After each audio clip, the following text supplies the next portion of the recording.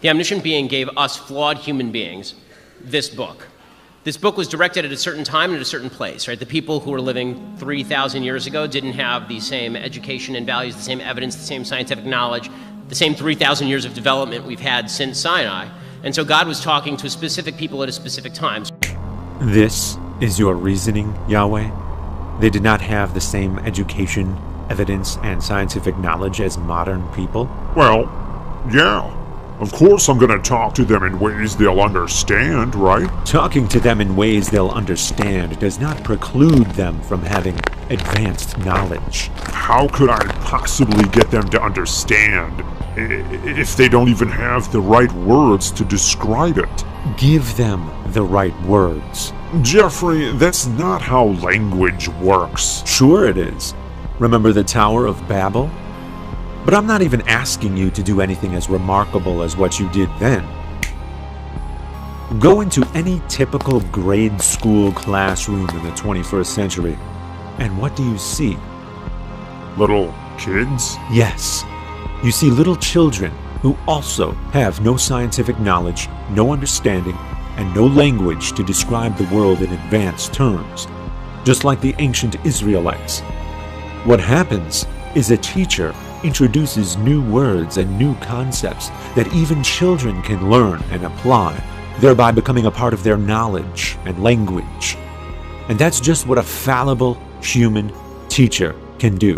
Am I supposed to believe that the perfect, omnipotent, omniscient God is utterly incapable of teaching grown adults about the actual nature of the universe? Jeffrey, teaching scientific advancements and the nature of the universe is not really the purpose of the Bible anyway. And why not? Just think of how compelling it would be if actual significant scientific advancements came from the Bible, well beyond human knowledge at the time. Clearly that would indicate some kind of advanced outside influence, like from a god, for instance. When people see remarkable incongruent accomplishments, like the pyramids or Stonehenge, they have a hard time believing that human beings could do that all on their own, without outside influence, even when they actually did. But we don't get any of that from the Bible. The Bible looks exactly like every other primitive civilization of the time. A bunch of scrolls with no advanced information to drive society forward, like what happened thousands of years later during the scientific revolution.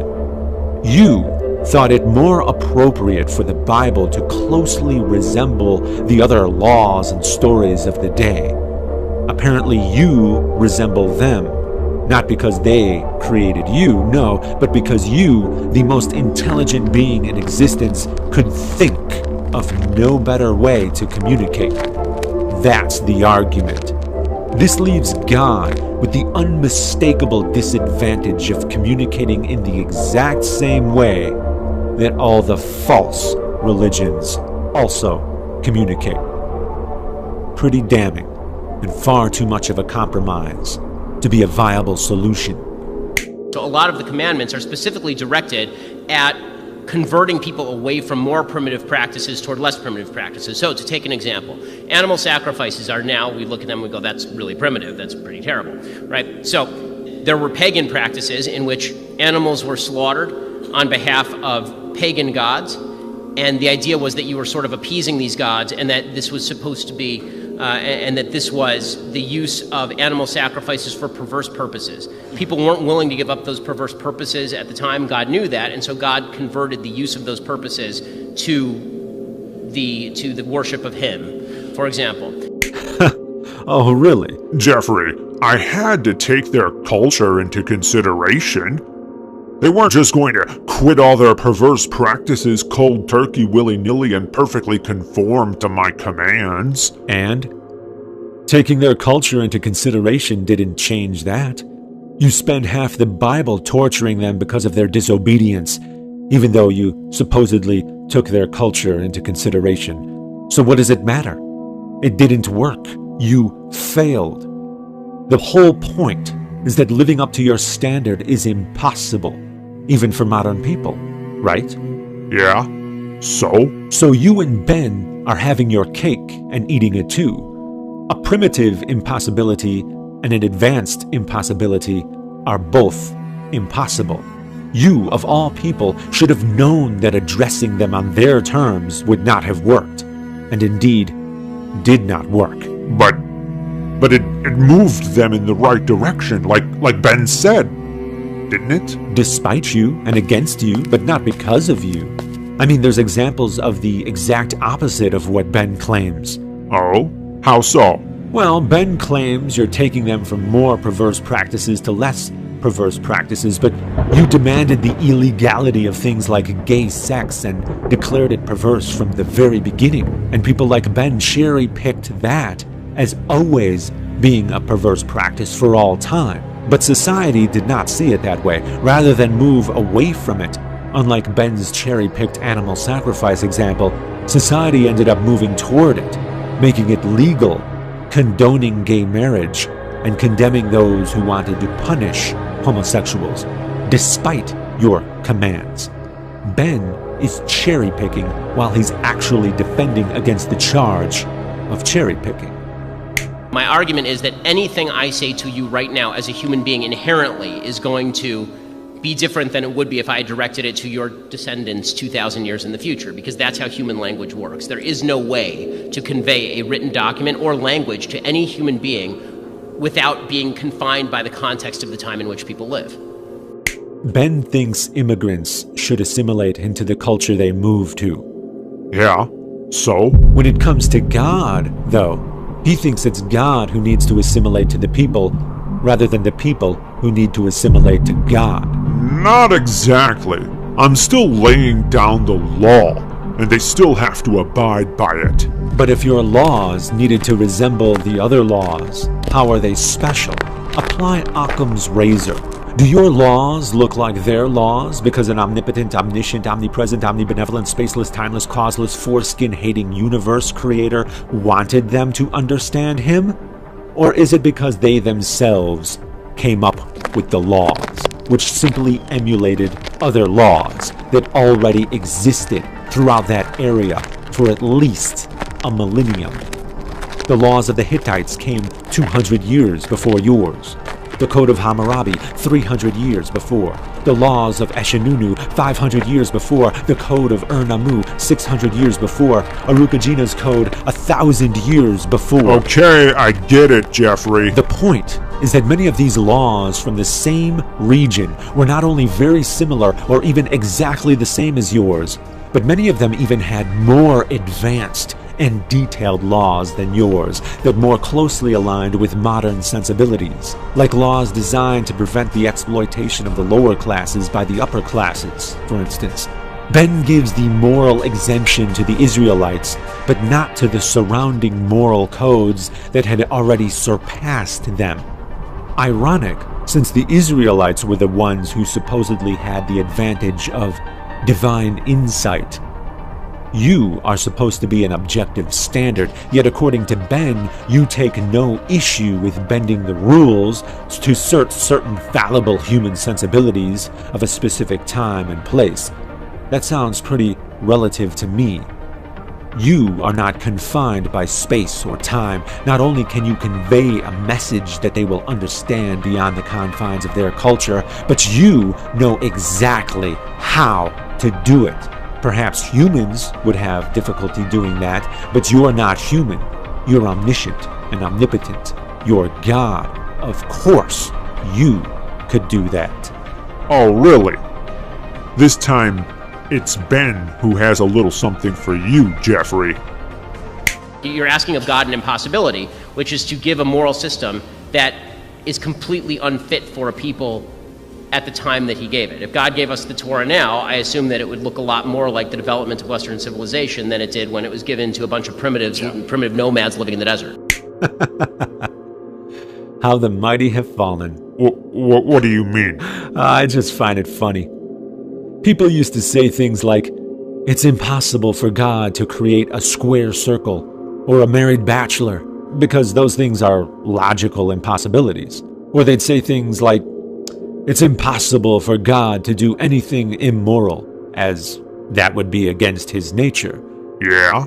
So? But now, we get people who claim that it was impossible for God Almighty to merely hand down a standard too difficult to follow, even though they believe that's exactly what he did, a standard supposedly too moral for the primitive savages living at the time.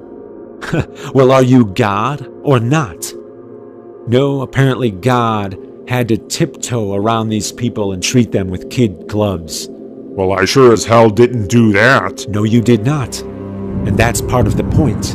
Again and again they disobeyed you, and what did you do? Hell, just look at Ezekiel.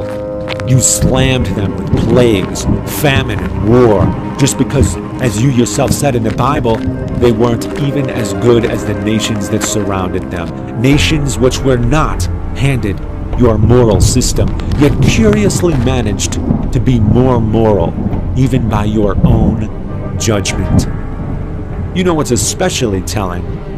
What? Why is it that neither you nor Ben seem to understand that you were not handing a moral code to just those specific people at that specific time? What do you mean? Of course I was. I didn't hand it to anyone else. Of course you did. How many Israelites were there during the Exodus? Oh, around 2 million? How many people are there alive right now? Almost 8 billion? You see? Strange that you would prioritize those 2 million and be so concerned about conforming to the culture of those 2 million, knowing full well that there would be far more cultures to be concerned about in the future. This was your chance to let it be known with no ambiguity what you approve of and what you disapprove of.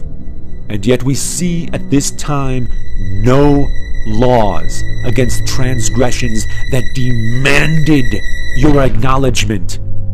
Look at how you handled things like rape and slavery. By your very command, rapists had to marry their victims and pay off their fathers. Oh, that was like compensation for ruining a woman's worth. In their culture, if rapists had to provide for their victims, then maybe they'd think twice about raping. Oh, I see. More of that taking their culture into consideration. Imagine the horror of being raped not only once, but to then have your rapist entitled to do it again and again for the rest of your life as his punishment. What a sick joke. And that's because it was not illegal for a husband to rape his wife. Make rape illegal? No, you never made it illegal. In fact, you downright sanctioned it. You told them that they could marry their prisoners of war. Do you honestly think it wasn't rape that was occurring within the confines of those sham marriages? As if women would desire to have sex with the men who killed their families? This was the world you demanded, and you could not think of a better way? They were slaves, which is something else you failed to properly condemn. This isn't even advanced morality, Yahweh. It's downright elementary. This is no slam dunk. This is stuff that should have been an easy layup for you. Jeffrey, slavery was a way of life for them. If I had abolished slavery then and there, and if they actually listened to me, it would have ruined their economy. Their society would have collapsed. Huh. You know, those were the exact same fears used to argue for slavery when it actually was finally challenged and abolished. But those fears didn't come to fruition. If the Israelites were going to disobey you anyway, as they did, then why not include laws that would speak to the people of the future and be meaningful to them, even if such laws were supposedly unfit for the Israelites? Why not announce with unmistakable clarity, never own a slave? But Jeffrey, slave abolitionists were actually believers, and they even appealed to the Bible. And so too were the slave holders, and they also appealed to the Bible. That's the problem with ambiguity, Yahweh. What if you were as unambiguous about slavery as you were about working on the Sabbath? Your prohibition on cooking a goat in its mother's milk is crystal goddamn clear, but whether or not you're cool with owning other people can be argued about back and forth all the livelong day. Funny, huh? Priorities, I guess. Despite all this, people eventually decided on their own which of your laws to follow and which to ignore. Some people still condemn homosexuality, sure, but then they work all day on the Sabbath. Nobody cares about how goats are cooked anymore, despite God Almighty himself having weighed in on it. Cherry picking. Jesus fulfilled the law, Jeffrey. This is amateur hour now. Yeah, but they still know what the law was, Yahweh, which means they know exactly what you, the creator of the universe, liked and disliked. Unless you just picked all those laws arbitrarily. Well, no. Right. So imagine the utter disregard someone must have, even the pious, to have knowledge of God's very preferences, yet to ignore those preferences just because they technically don't have to abide by them. Someone will know that you don't like the idea of eating shellfish or mixing fabrics, but then they'll do it anyway because they have the Jesus excuse. Or like Ben, they'll think that's only for a certain people at a certain time. Doesn't seem like very good faith to me. The world and the way people behave, their societies and their laws, all look exactly like we'd expect them to look if there were no God guiding them at all.